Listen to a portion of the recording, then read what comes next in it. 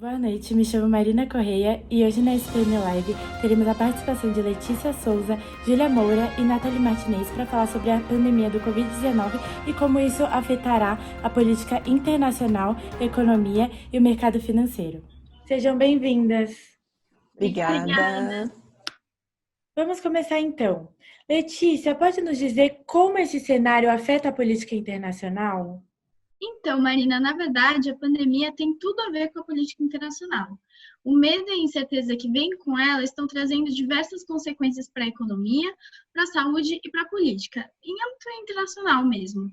É uma crise global como a gente nunca viu antes. E com isso se mostra necessária uma certa cooperação entre os países para avançar nas pesquisas, criar vacinas, para se ajudar mesmo nesse período que não tem precedentes. E você acha que isso vai afetar a estrutura econômica mundial que vemos hoje com os Estados Unidos na frente? Olha, provavelmente sim. Os Estados Unidos e outros países da União Europeia vão depender muito de planos de recuperação pós-crise. Isso acaba trazendo a China, o Japão e a Coreia do Sul como candidatos fortes para assumir a economia mundial. Entendi. Já que estamos falando a níveis internacionais, o que você diz sobre o papel da Organização Mundial da Saúde? Pandemias não respeitam fronteiras, né? Então a gente acaba precisando de organizações internacionais para trazer um pouco mais de controle sobre isso, longe de vieses políticos. Foi a OMS que definiu a Covid-19 como pandemia, que decretou estado de emergência e que vem passando recomendações acerca da prevenção e de cuidados para o mundo inteiro. Então eu diria que ela tem um papel muito importante. E frente a outros países, você acha que o Brasil está indo pelo caminho certo? Bom, o Brasil é um caso à parte, e eu acho que ele está longe de outros modelos que a gente tem visto, como Portugal, por exemplo. Portugal, preocupado com a sua pirâmide etária, que é majoritariamente composta por idosos, criou hospitais, reforçou o estoque de medicamentos e teve um isolamento social efetivo e bem-sucedido. Não é o que a gente está vendo por aqui. É, realmente. Mas isso significa que Portugal não terá tantas consequências assim? Bom, consequências sempre vão ter. A gente vê um futuro de recessão, sim, com queda do PIB e de outros indicadores econômicos, e o Covid-19 vai afetar a balança comercial e o turismo português, dois fatores importantíssimos para a constituição desse PIB, além de causar um aumento do desemprego. Letícia, podemos dizer então que vai afetar todas as classes econômicas? Olha, isso é uma questão. Questiona-se muito sobre a austeridade dos países. Comparando com a China, por exemplo, que se colocou em uma posição na qual se defendia o bem-estar coletivo acima de tudo, os países ocidentais acabaram optando muitas vezes por colocar as necessidades do mercado à frente. Quando a gente fala de Portugal, então, a gente também tem que considerar que o país priorizou salvaguardar empresas através de linhas de crédito multimilionárias em relação às classes mais baixas de trabalhadores. Uma das medidas tomadas foi o layoff simplificado, e isso gerou um corte de mais de 30% da renda dos trabalhadores. Mas, de qualquer forma, o aumento do desemprego e a proibição de funcionamento de algumas empresas e estabelecimentos vão afetar principalmente os que já eram pobres ou aqueles que não tinham estabilidade financeira, causando uma lacuna ainda maior de desigualdade no país. E você acha que nesse cenário há espaço para o protecionismo ou só para a cooperação, como você já havia dito? O ideal seria a cooperação, né? Mas, por exemplo, a União Europeia está promovendo um controle de exportação de equipamentos de proteção e de circulação de pessoas, refletindo um pouco desse protecionismo. Mas Portugal, mesmo fazendo parte da União Europeia e tendo que respeitar isso, não tomou particularmente nenhuma medida desse tipo. Entendi. Para finalizar, Portugal tem chance de se recuperar economicamente em relação ao resto da Europa? Olha, de acordo com o relatório do FMI, que comparava a Europa como um todo, Portugal, Espanha e Alemanha, a gente percebe que Portugal ia apresentar uma queda no PIB maior que a média europeia, mas que a sua recuperação será tão positiva quanto a Alemanha, sendo maior também que a média da Europa. Seria o que a gente chama de recuperação em V. Obrigada, Letícia Souza, pela sua participação. Agora passarei a palavra para a nossa especialista em economia brasileira, Júlia Moura. Júlia, primeiramente, eu gostaria de saber quais são suas perspectivas em relação à economia brasileira.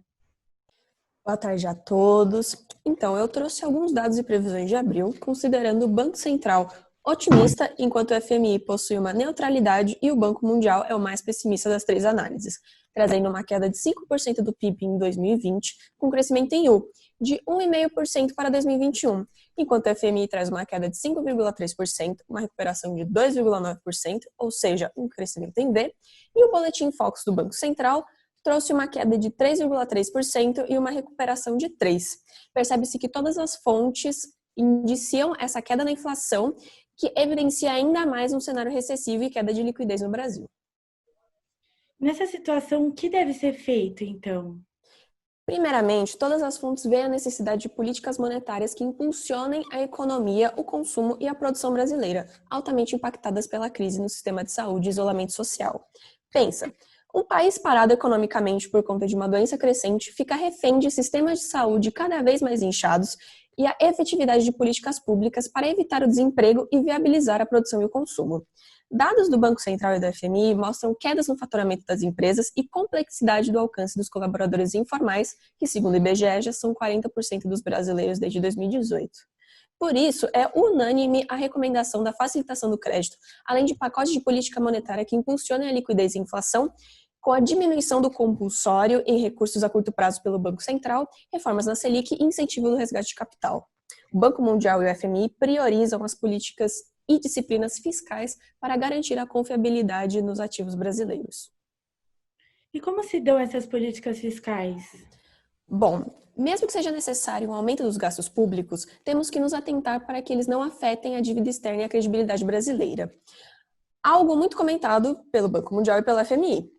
É inegável a necessidade de investimentos na saúde, no pequeno trabalhador e em empresas para evitar um choque ainda maior na economia. Afinal, como dito, a paralisação econômica aumenta a probabilidade do desemprego e, consequentemente, da inadimplência, piorando a recessão. As microempresas, que também são responsáveis por empregar, caso venham à falência, podem aumentar ainda mais esse desastre.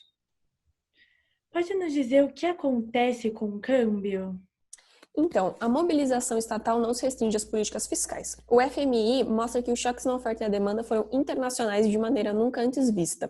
Por isso, o FMI e o Banco Mundial já estão oferecendo ajudas internacionais, mas nota-se que deve existir instrumentos que facilitem a operação do mercado por parte do governo. E o Banco Central já mostrou pacotes para tal, como a presença de swaps cambiais e intervenção do mesmo.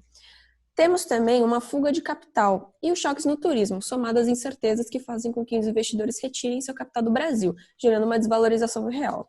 O FMI também aponta quedas na demanda de grandes importadores como a China, ou seja, a conta corrente do Brasil é abalada de várias formas. Vale ressaltar que, mesmo com a Selic baixa, os investidores devem ser atraídos de outra forma, principalmente por meios que visem que o Brasil está comprometido em retomar o crescimento da economia, aumentando o fluxo de capital estrangeiro. Werner, do FMI, aponta que estamos seguindo para a direção certa, enquanto o Banco Central traz dados um pouco mais diferentes que de que o Brasil não possui esse preparo. Júlia, para finalizar, eu gostaria de saber quais são suas visões. Tendo em vista os insights anteriores e uma pesquisa que me trouxeram da XP, não somente a ociosidade e a inefetividade atrapalham o Brasil, mas toda a insegurança acerca do atual governo. Por isso, acredito que acontecerá algo mais pessimista, com quedas mais duras e recuperações mais lentas, como visto no Banco Mundial. Dentre esses dados, percebemos que o Brasil não confia na preparação do presidente e demanda mudanças estratégicas na política e aumento dos atuais investimentos.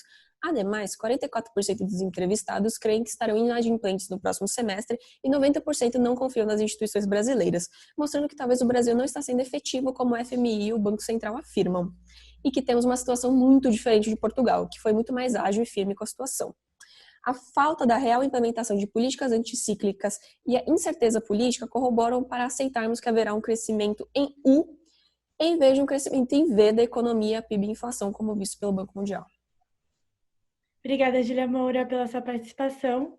E agora eu vou passar a palavra para a nossa especialista em mercado financeiro, Nathalie Martinez. Nathalie, começando, você poderia nos falar um pouco sobre a crise e quais seriam as possíveis soluções para mitigar essa crise?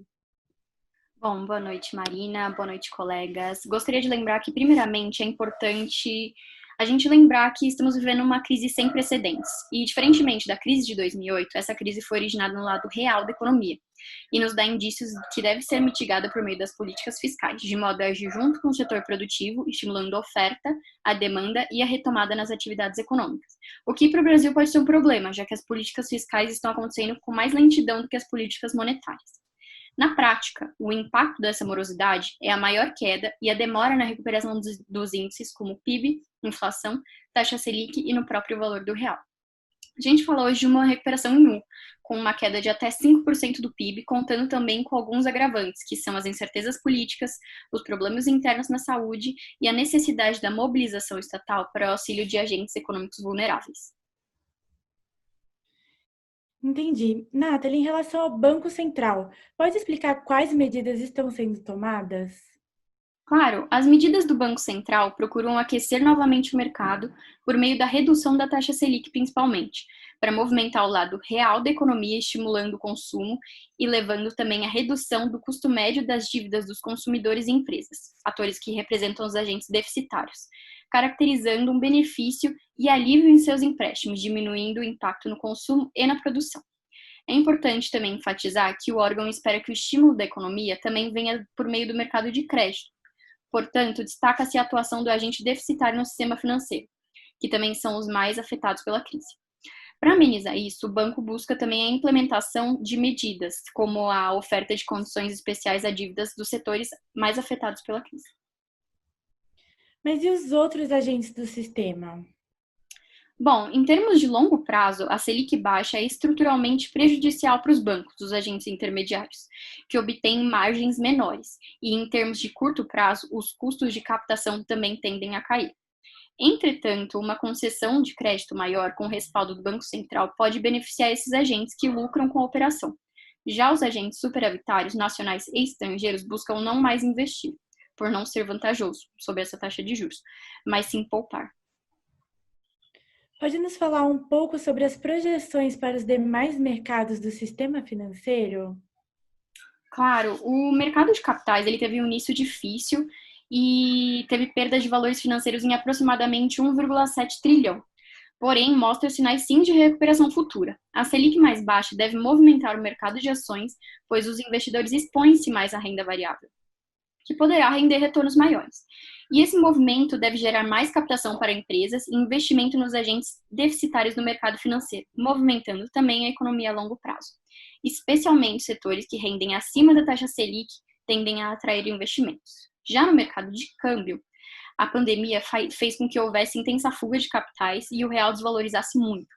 E isso tende a se intensificar, pois a Selic em patamares tão baixos deve afugentar capitais e investimentos estrangeiros, já que riscos altos e juros baixos não são atraentes. Uma alternativa para atrair esse capital afugentado seria o crescimento do PIB, que movimentaria o lado real da economia trazendo retorno, mas essa expectativa também foi frustrada, né? Ainda, algumas medidas de prevenção da desvalorização do real podem e devem ser tomadas pelo Banco Central, para que a inflação não contamine as taxas de juros. Uma delas é o swap cambial, como a Júlia já mencionou anteriormente. Para finalizar, a taxa Selic em baixa e o câmbio desvalorizado não irão impulsionar a indústria nacional? Olha, Marina, em condições normais sim. Contudo, diversos fatores como a elevada carga tributária, incertezas jurídicas e o sistema de escoamento e distribuição de produtos em todo o território nacional impedem que a indústria consiga melhores resultados, fazendo com que os produtos estrangeiros sejam importados para suprir a demanda interna, processo que fica mais custoso. E esse cenário pode sim influenciar na retomada da inflação, já que o preço dos produtos importados pode pressionar um aumento dos preços no mercado interno. Nesse sentido, as taxas de juros podem continuar a ser alteradas pelo Banco Central, visando o controle da inflação. Muito obrigada, Nathalie, pela sua participação. E aqui encerramos a SPN Live. Gostaria de agradecer a atenção e a participação de todos.